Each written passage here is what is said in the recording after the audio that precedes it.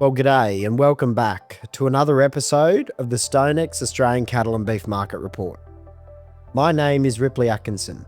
I'm the Australian Meats and Livestock Manager for StoneX based in Sydney, where we're developing price risk management tools for the Australian livestock industry to help the sector manage market and price volatility with our Australian feeder cattle forward contract.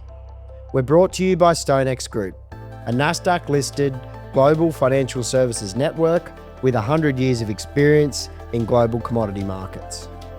Remember that the trading of derivatives, such as futures, options, and over-the-counter products or swaps, may not be suitable for all investors. Derivatives trading involves substantial risk of loss, and you should fully understand the risks prior to trading. Past results are not necessarily indicative of future results. We're back in the Sydney studio this week after two fantastic episodes with my Brazilian and US colleagues. Thanks again to Ryan, Victor, and Carl for joining me. Really got a lot out of the opportunity to speak with those guys in person. So if you haven't listened to those episodes yet, I'd encourage you to go back and do so. Some really valuable information, which I think would teach a lot of we Australians a lot about the US and Brazilian markets and hear it directly from the source on what's going over there in each of those locations respectively. But today we're going to get into markets. There's been a lot happening in the past couple of weeks particularly, and there's really been a lot that's changed since we last discussed markets nearly a couple of months ago now. We're going to look at what's driving that, why, key themes, etc. At a headline level, on topics to be discussed today, really about that producer and market emotion that's having a really big influence on this easing cycle in prices at the minute, coinciding with a period of high supply, seasonally we expected, and a little bit of panic, I think would be fair to say that we're going to consider and just have a bit of a look at. Angus to crossbred spreads, I believe, likely to surpass 2025's levels and rise above $1 a kilo in the winter months of this year. And finally, the combination of near record or at record weekly slaughter numbers in Australia and strong production volumes are combining to drive really strong monthly beef export performance. Beginning with prices, in the past really 2 full weeks of trading, we've seen the market come off quite quickly, and it's come off a fair bit. And that's across the board. There hasn't been any categories that have sort of been spared or protected from that. It's a combination of a number of factors here. There's never just one dynamic that's contributing. It's coinciding of stronger supply. It's the cost of freight, cost of fertiliser, dry to drought conditions in northern New South Wales, southern Queensland. Panic and producer emotion is another factor. Really strong supply. There's just this combination we're seeing at the minute of a multitude of things that are combining here to put pressure on this market. I mentioned freight, fuel, fertiliser, dry to drought conditions in northern New South Wales, southern Queensland. I think they're a really big player here at the minute in terms of why we've seen the producer end of the market panic. There's certainly nervousness in the market. Conversations I'm having with producers across a pretty broad area too is definitely showing that. What I would say is this has really been focused on central New South Wales north. The southern regions have sort of been spared a little bit from it, but the erraticness and the panic isn't there in the south like it is in the north. I think it's what we're seeing here in the last 2 weeks and moves in markets. It's a really good reminder of how significant an influence producer emotion at a group level has on market performance. You're seeing it, right across the board too. Like we look into Queensland, 80% of the states in above average to excellent seasonal conditions, and you're still seeing prices really ease quite quickly. It just shows you that the market at the minute to me is trading on emotion. It's not trading fundamentals. And that emotion, as we're seeing, is is really driving strong supply. Producers are wanting to get cattle off and into feedlots, etc., before the market falls any further. Conversations I've had with feedlots, they're either fully supplied or oversupplied and have closed their books accordingly because of the availability of cattle and the numbers of cattle presented to them. You're now seeing feedlots booked 4 weeks forwards, but they do want to stay somewhat current, just to stay in touch with the market, in the sense of, because it's moved so quickly in such a short amount of time, they want to keep close to it and aren't going out too far forwards beyond a month because of that evolving and fairly liquid situation. You look at the restocker level, I think prices generally across the boards there have eased purely based on the fact that the producer is looking at the finished rates, feeder and slaughter cattle, and they're seeing those rates pull back, and they're doing the same thing on the light stock. I think for me, it's pretty clear this past fortnight of prices, despite the fact that fundamentals are good generally right across the board. We've got pretty good seasonal conditions in the bulk of the eastern seaboard. I'm not disputing how dry it is through central, northern New South Wales, southern Queensland, but generally things are pretty good. There's globally a shortage of protein. Demand is strong for our product, but in 2 weeks we've seen markets fall 10 to 15, 20% very, very quickly. I think it's a really clear indication of how finely balanced producer confidence is at the minute, despite the fundamentals of the beef industry being really, really positive.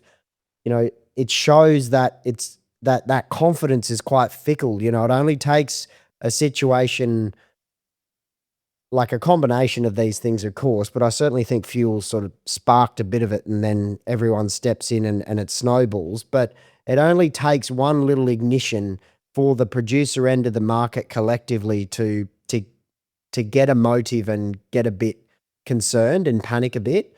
I think we've really seen emotion play a big part in this market in the past fortnight. And the conversations I've had with people tell me that's the case. We've seen it before. 2023, great example. Emotion really driving and changing markets quite quickly. 2022, again, with the media announcements around foot and mouth disease and lumpy skin disease in Indonesia and Bali particularly, how quickly the market goes into sell-off mode and just pushes the eject button on stock and just wants to get out.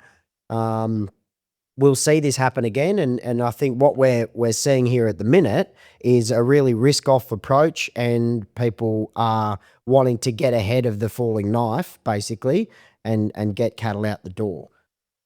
The market needs to hold its nerve, though. It needs to take a breath, pull itself together and hold its nerve. I think all of a sudden we're forgetting the fundamentals of the position the Australian beef industry finds itself in. We're actually in a really healthy spot.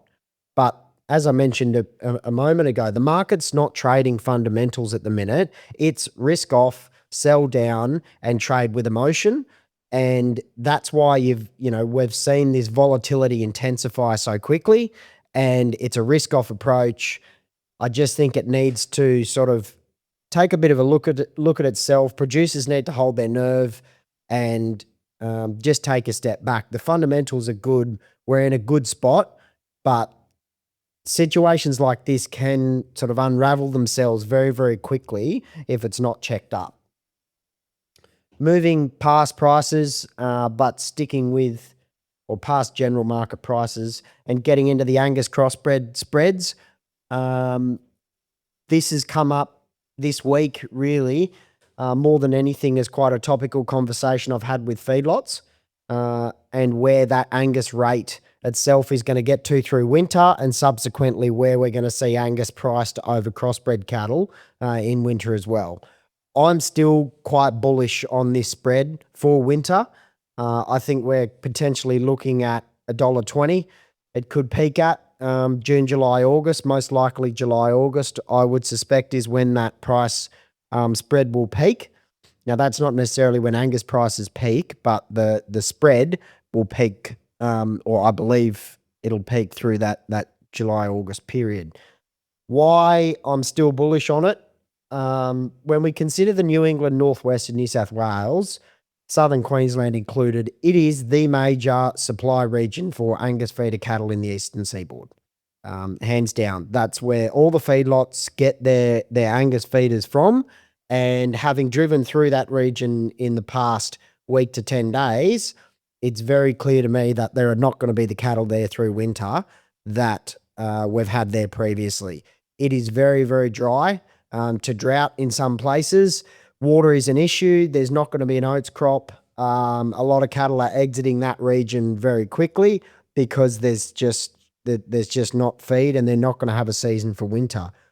That situation of a lack of supply out of the key Angus sort of supply region on the eastern seaboard is going to coincide with a period of when you see feedlots, exporters and brands really intensify demand for Angus feeder cattle to go into feedlots and exit their programs to be landed in a box in China in early 2027 to beat the quota issue that once it resets, obviously on January 1, we can get product in there under that tariff or under that quota, and that situation is going to coincide with shortness of supply of Angus feeders out of the New England, Northwest and New South Wales, and the demand from those brands, feedlots, etc., is going to be very, very strong. We know the South isn't going to have enough cattle themselves. It wouldn't surprise me to see the Southerners back in northern markets, and what I mean by that, northern New South Wales, southern Queensland chasing cattle because they're not going to have enough numbers themselves to satisfy their needs. They're going to have the same attitude as the northern feedlots and brands that are going to be chasing cattle to go on feed and exit their program to hit China early next year. There's just a combination of factors here that are quite supportive of that spread really improving and Angus prices overall really improving into winter. I think the spreads will surpass last year.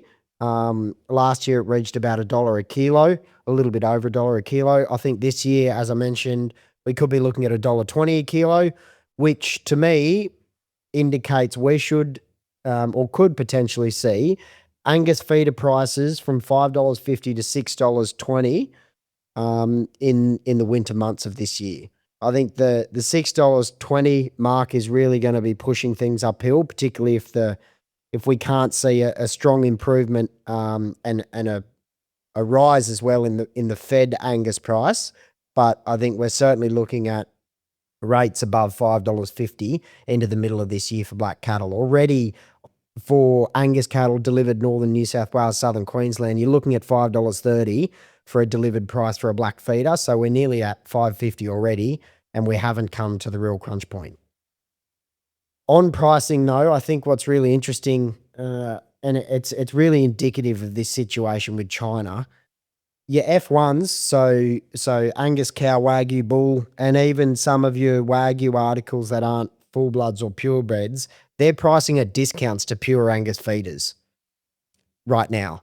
It gives you a really good indication of how much of an influence that China market has had and what it's sort of done to attitudes of feedlots and brands towards F1 cattle and Wagyu cattle, because that market ultimately isn't going to be there in a pretty short amount of time.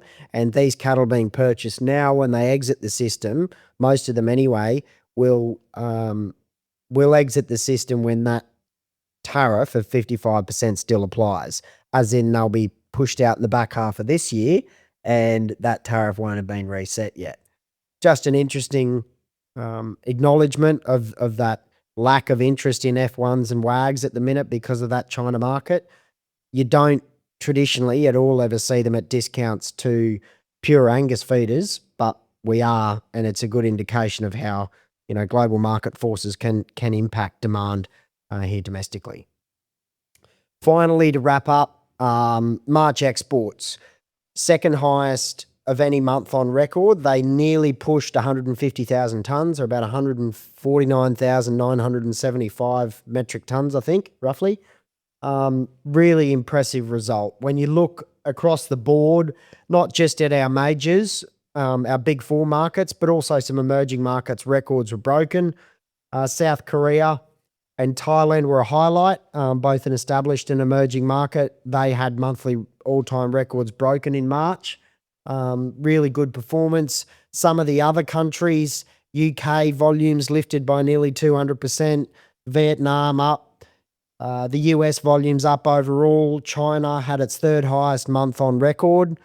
I suppose the caveat with China is, that's been driven by the rush to get product into that market prior to hitting quota. But generally across the board, really impressive results to see that such a large figure, 149,000 tonnes so early in the season. I would suspect we will see monthly records broken on exports again once or twice, maybe more in 2026. So really pleasing to see such a good result.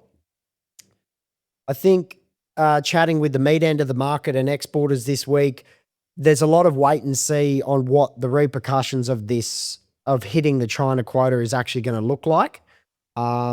It doesn't matter the scale of the exporters. They all believe they're going to take a hit in some capacity, but it's a bit unsure as to what it looks like. Now, your majors of South Korea and Japan are yet to offer pricing because they too, those importers, are waiting on or waiting to see when this quota is hit so they can then start determining pricing. So most export books are staying quite short at the minute in that space, and they do generally all agree that they are going to take a hit. They just don't know in terms of how much that hit is on $1 a kilo rate to get product into another market, because most product isn't going to continue into China with that 55% tariff. So exports at or near very close to record levels. When we bring that back here to Australia and consider what's driving it, last week it was late March leading into Easter, we saw kill numbers reported by the National Livestock Reporting Service above 160,000 head for that week. When we adjust that to include the whole Australian processing sector, you're looking at a kill a touch over 200,000 head, which I'm going to coin it, in modern Australian beef processing history is a record, and at least certainly the highest on a weekly level ever, or since the 1970s. So in modern beef processing in Australia, we're at weekly record slaughter levels.